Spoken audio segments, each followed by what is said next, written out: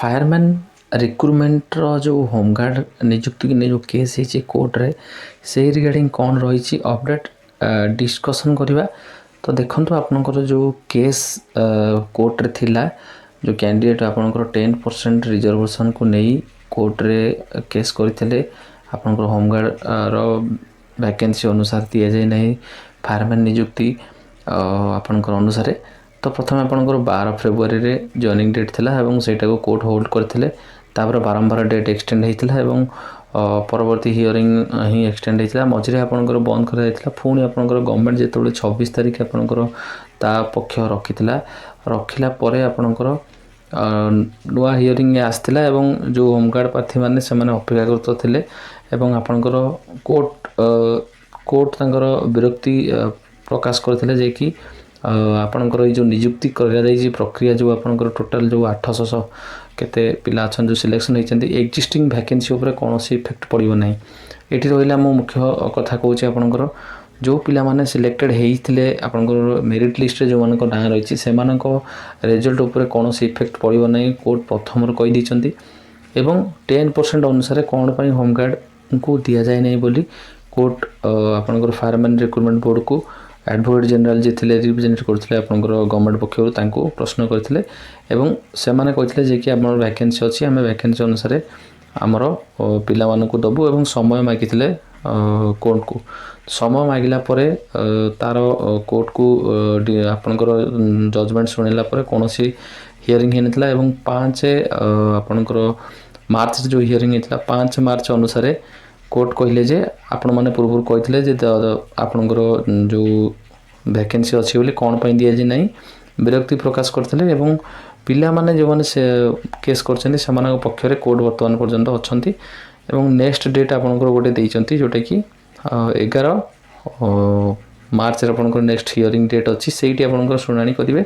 एवं जॉइनिंग को नै पिला वर्तमान पर्यंत व्यस्त अछन्ती।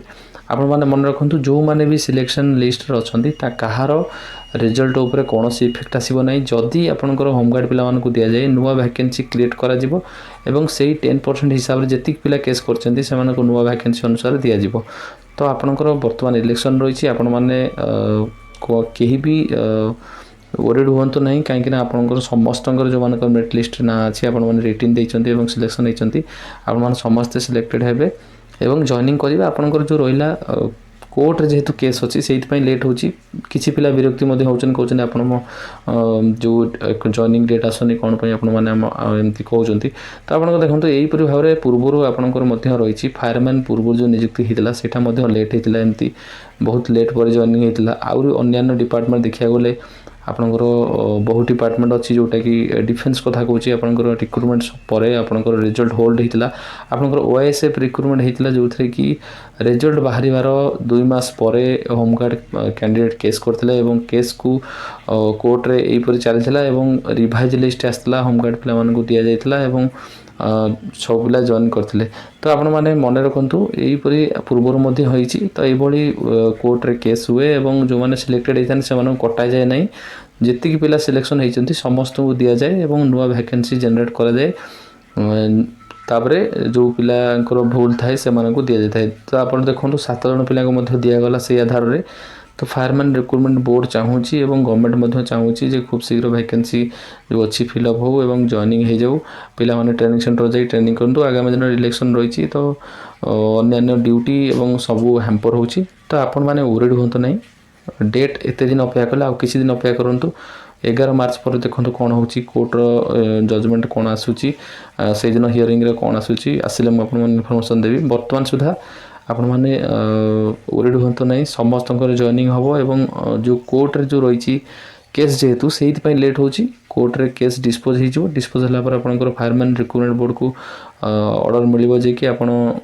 जॉइनिंग प्रोसेस करंतु एवं जॉइनिंग आपनकर हबो ट्रेनिंग हबो समस्त डिटेल्स हबो।